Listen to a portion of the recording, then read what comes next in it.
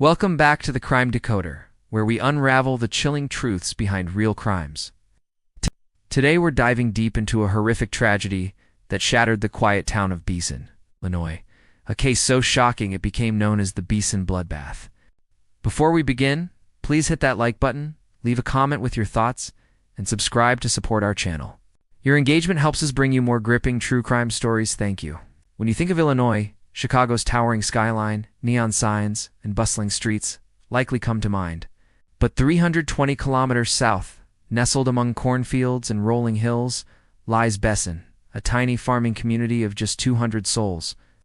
Unlike Chicago's 2 million residents, Beason moves at a leisurely pace. Neighbors know each other's names, doors are often left unlocked, and the town prides itself on its tight-knit, family-oriented atmosphere. With conservative values shaping its politics, faith, and social norms, Beason seemed immune to the chaos of urban life.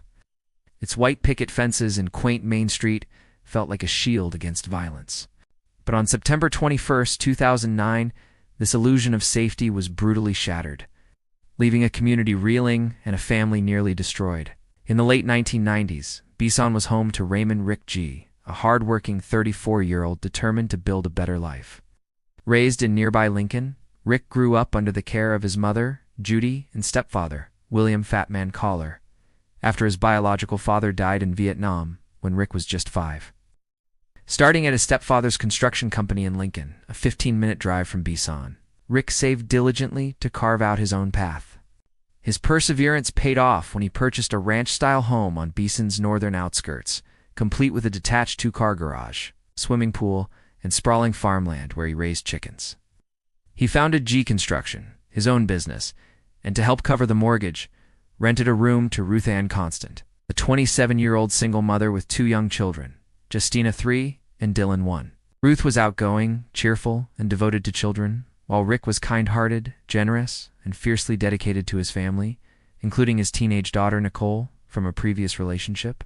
Sparks flew between Rick and Ruth, and their mutual attraction quickly blossomed into love.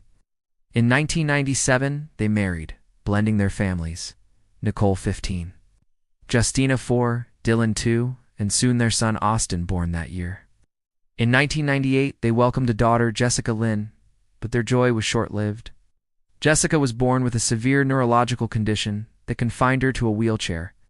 With no local facilities equipped to meet her needs, Rick and Ruth faced the agonizing decision to place her in a specialized medical facility in another city under temporary state custody. The emotional toll was immense, but they coped by pouring love into their home, where a backyard playground became a haven for the children. The G family's life revolved around routine. Rick worked long hours to support his growing household, while Ruth managed the home and cared for the children. Sundays were for church, where the family worshiped together. And weekdays began with a 4-minute walk to the Beason post office, where the kids caught the school bus to a neighboring town.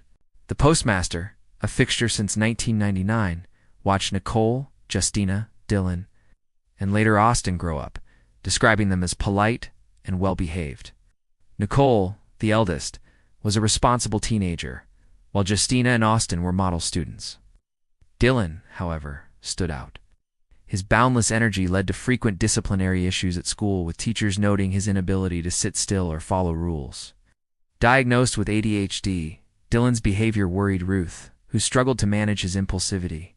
Rick and Ruth tried sports and activities to channel his energy, but Dylan found solace in violent video games, spending hours in his darkened room, immersed in virtual worlds.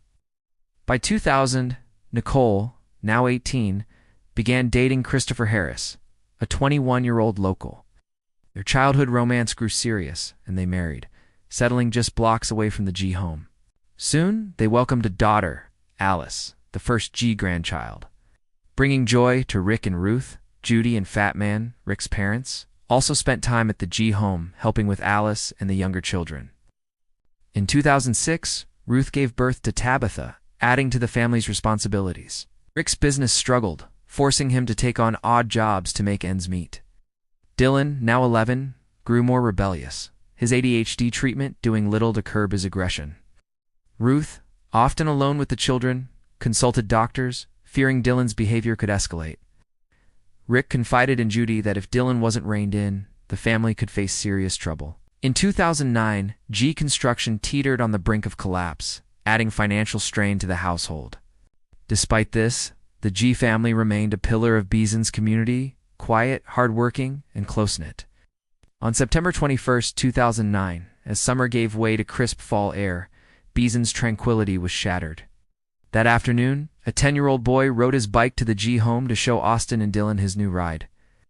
What he saw froze him in terror: the front door ajar, the porch smeared with blood, and a knife lying on the steps. Heart-pounding, he pedaled to Nicole's house, where Fat Man and Rick's cousin Adam were installing new carpeting for Nicole's crawling baby.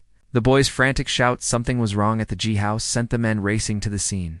Adam approached the porch, stepping over a pool of blood and spotting the knife. Inside, darkness enveloped the house. Groping for a light switch, he flipped it on, revealing a nightmare.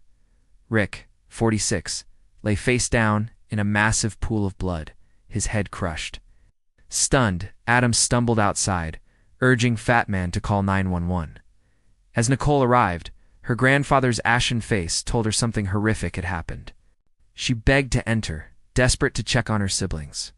But Fat Man, re-entering the house, saw more. Blood splattered on walls, ceilings, and furniture, a scene of unimaginable violence. Unable to process the horror, he collapsed, and Adam dragged him out. Police arrived 12 minutes after the 911 call, weapons drawn.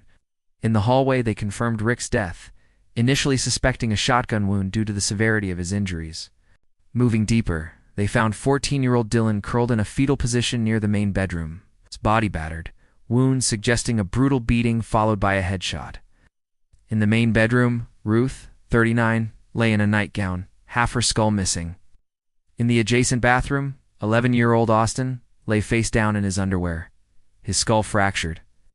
Justina's room, typically a teenage sanctuary with Bible verses, was a blood-soaked horror, her body sprawled on the bed, brain matter pooling beneath her shattered head. In a dark closet, officers found 3-year-old Tabitha, her scalp torn above her ear, barely alive. Miraculously, she raised a tiny hand, signaling she was still fighting. An officer comforted her as paramedics rushed her to St. Francis's Medical Center in Peoria, an hour away. Nicole, hysterical, followed, unaware of the full extent of the tragedy. Beason, too small for its own police department, relied on Logan County officers from Lincoln. The crime was unprecedented for the town, where such violence was unthinkable. The coroner's autopsies painted a grim picture. Rick had 39 blunt force wounds, 13 to his head. Ruth had 28 blows, her skull crushed. Austin had 21 strikes, with signs someone stepped on his face. Justina had 15 injuries, her upper skull gone. Dylan suffered over 100 wounds, including 52 to his head. Some bodies, notably Dylan's and Ruth's, had been moved post-mortem, suggesting the killer lingered. The brutality pointed to a personal motive, but who could harbor such rage? Investigators scoured the crime scene. The missing computer suggested robbery, but the savagery indicated more. A bloody handprint on the glass bathroom countertop where Austin was found offered hope, though lifting prints from non-absorbent surfaces was challenging. Outside, a distinct shoe print in the mud matched a popular tennis sneaker brand.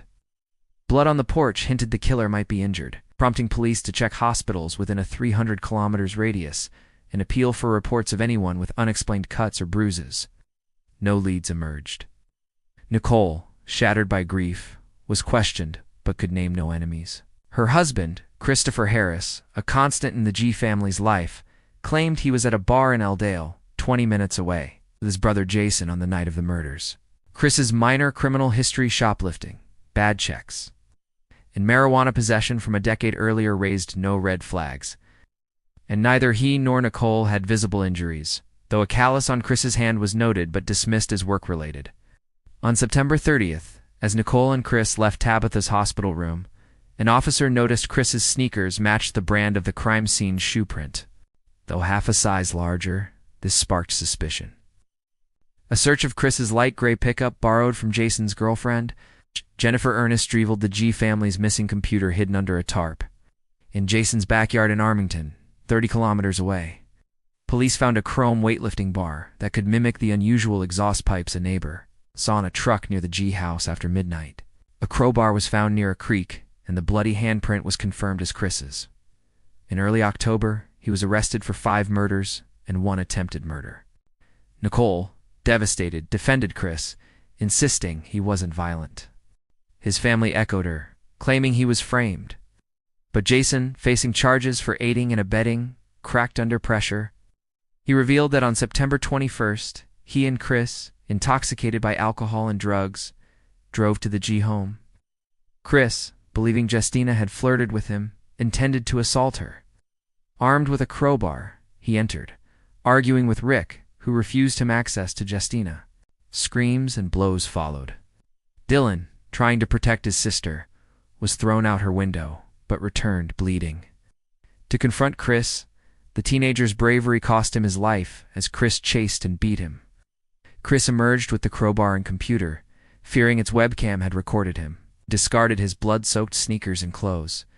At trial, Chris claimed he found Rick injured and Dylan attacking him with a knife, forcing him to chase and subdue the teen in self-defense. He painted Dylan as a troubled boy, warped by video games and ADHD, citing 250 school disciplinary incidents. Teachers countered that Dylan's infractions, talking out of turn, knocking over notebooks were minor, describing him as energetic and loving, especially toward Tabitha. Cellmates' testimony sealed Chris's fate. Chris admitted to killing Rick after an argument, attacking Ruth when she intervened, and overpowering Dylan, regretting only not burning the house to destroy evidence. On May 31, 2013, Chris Harris was convicted and sentenced to 5 life terms, plus 30 years for attempted murder, 34 home invasion, and 24 robbery. Jason received a 10-year suspended sentence for testifying. Nicole, grappling with betrayal, accepted the evidence against her ex-husband. Tabitha, miraculously, recovered fully, her head injuries sparing her memories of the horror. Raised by Nicole, she grew up surrounded by love. Bazan built a playground and memorial stone for Justina, Austin, and Dylan, whose heroism was undeniable.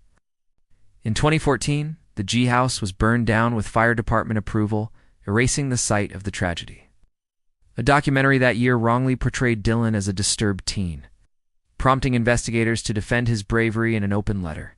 Chris's appeals in 2013 and 2019 were denied, ensuring he remains imprisoned. The Beason bloodbath left a scar on a town that once felt untouchable. Reminds us that evil can strike anywhere, even in the quietest corners. Thank you for joining the Crime Decoder. If this story gripped you, like, comment, subscribe, and hit the bell for more true crime.